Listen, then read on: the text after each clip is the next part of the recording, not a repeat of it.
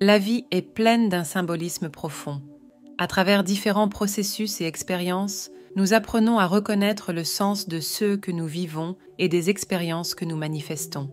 À de nombreux moments de notre parcours de vie, la guérison dont nous avons besoin n'est pas nécessairement celle que nous souhaitons, et elle va souvent de pair avec la douleur. Parce que ce que le moi décomplexé veut expérimenter correspond rarement au véritable souhait du soi supérieur et à ses plans de guérison spirituelle. Cette partie de nous supérieure qui pense, désire et agit sous l'effet d'une puissance qui n'admet pas qu'une chose soit impossible, qui ne se préoccupe même pas de savoir si on va obtenir ou non la chose que l'on désire ou si on va la conserver. Elle y croit, c'est tout.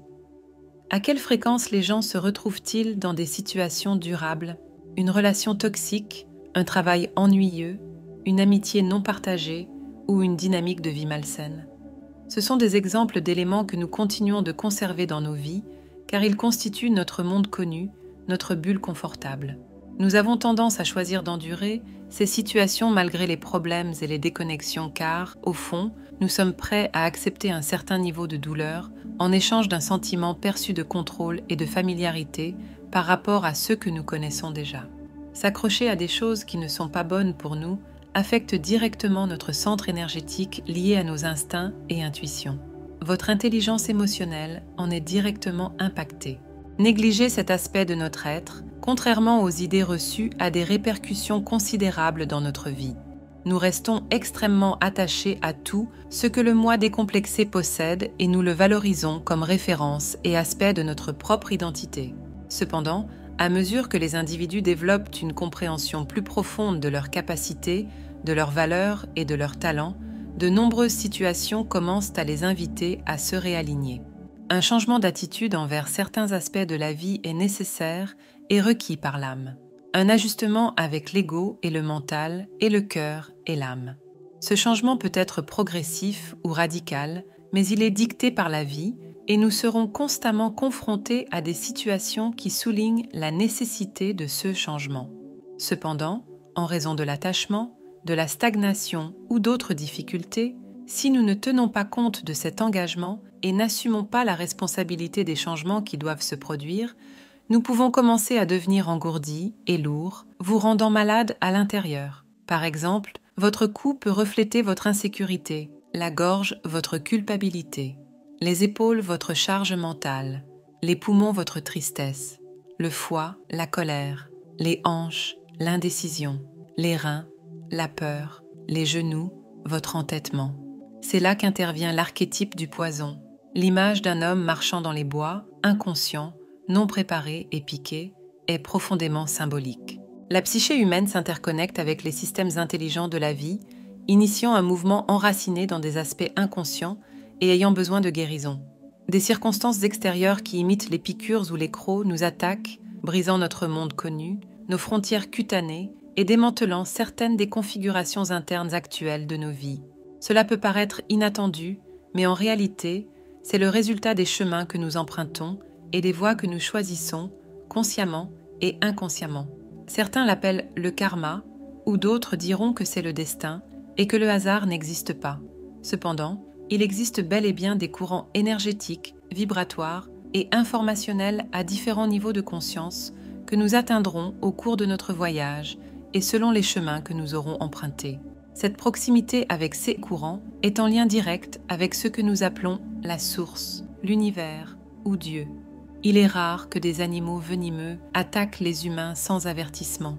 De même, si nous prêtons attention à ces signaux, nous commencerons à réaliser qu'avant que des situations douloureuses ne surviennent dans nos vies, la vie elle-même nous avertira par différents canaux que les choses ne sont pas cohérentes avec nos actions et nos choix. Prenons l'exemple d'une relation qui, malgré sa toxicité évidente, offre une combinaison de sécurité apparente et de bonheur. La fin de la relation peut ressembler à une attaque brutale, injectant de l'inconfort et de la tristesse dans le cœur de la personne impliquée. Cependant, c'est grâce à cette percée que les individus ont la possibilité de se découvrir et d'examiner leur propre modèle de comportement. C'est par la douleur que ce travail intérieur peut commencer et offrir l'opportunité de relations plus saines. De même, le travail monotone, s'il est source de stabilité, peut aussi devenir un point de stagnation. Les personnes habituées aux mêmes tâches et fonctions peuvent ne pas trouver de satisfaction, de défi, de sens ou de perspective de croissance et d'évolution dans ce qu'elles font. Leurs identités étant liées au diplôme, à leur position dans l'entreprise ou au statut social par exemple. Les activités perturbées par des licenciements inattendus, même si elles impliquent de supporter l'incertitude du changement, deviennent une étape cruciale du rajeunissement personnel et professionnel. C'est lors de ces moments d'inconfort que les individus redéfinissent leurs propres limites et s'ouvrent à de nouvelles possibilités, conduisant à un épanouissement personnel et intellectuel.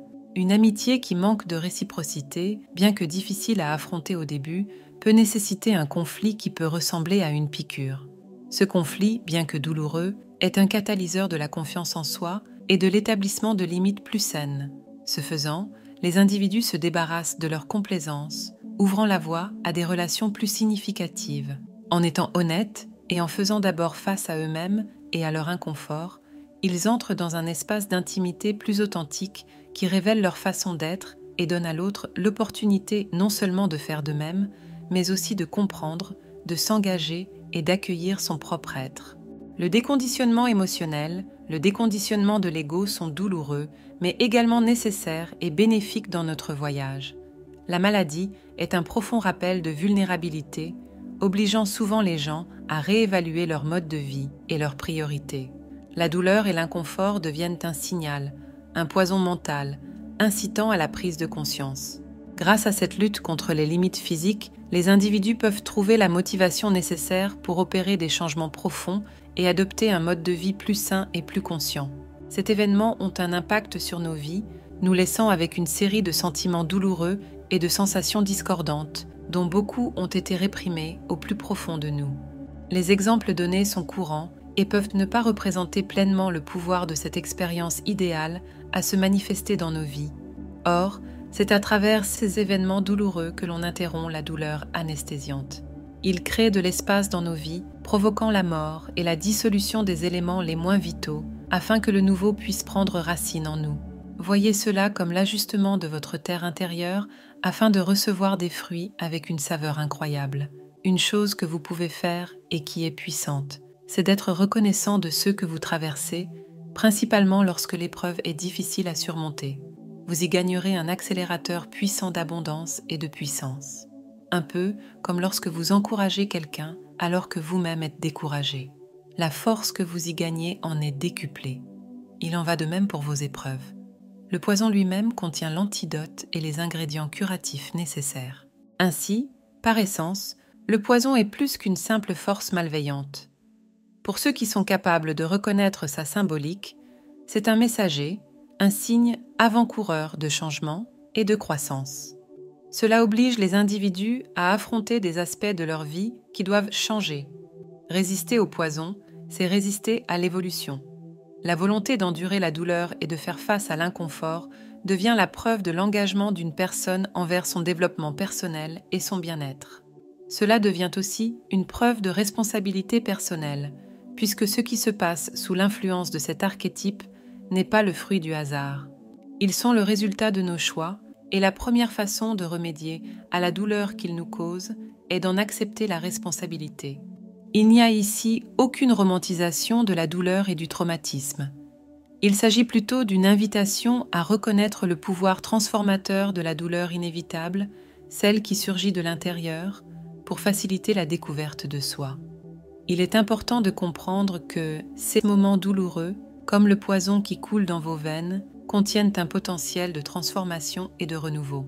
On peut donc penser la douleur comme un facteur clé dans l'alchimie de l'évolution personnelle. C'est dans ces moments de perturbation que les individus sont confrontés à la dichotomie entre familiarité et croissance, reconnaissant que le connu doit parfois céder la place à l'inconnu pour que le progrès se produise. Ayez de nouveaux plans, de nouvelles idées et de nouveaux défis peut stimuler tout votre système nerveux et également favoriser votre équilibre et harmonie intérieure. Cette perspective ne diminue pas les défis et les épreuves qui accompagnent les expériences douloureuses, mais elle leur offre des opportunités de résilience, de découverte de soi et de renouveau. Elle encourage les gens à aborder l'inconfort avec curiosité et à reconnaître que, Comme une morsure empoisonnée avant un antidote, la douleur peut être un précurseur de la guérison et de la croissance. L'interaction entre la douleur et la guérison constitue donc un aspect fondamental de l'expérience humaine. Il s'agit d'un processus dynamique qui nécessite une compréhension nuancée du pouvoir transformateur inhérent à l'inconfort. En acceptant la douleur, les individus peuvent faire face aux complexités de la vie avec une plus grande résilience, apprendre à se connaître et faciliter un parcours de croissance et de réalisation de soi tout au long de leur vie. Vous êtes probablement fatigué, mais l'univers vous invite à tenir encore un peu pour obtenir ce que vous souhaitez. Faites confiance, tout se met en place pour votre plus grand bien. Affirmez-le si vous y croyez. Gratitude à tous les belles âmes. Si vous voulez soutenir la chaîne, n'hésitez pas à nous rejoindre et à la partager autour de vous. Merci.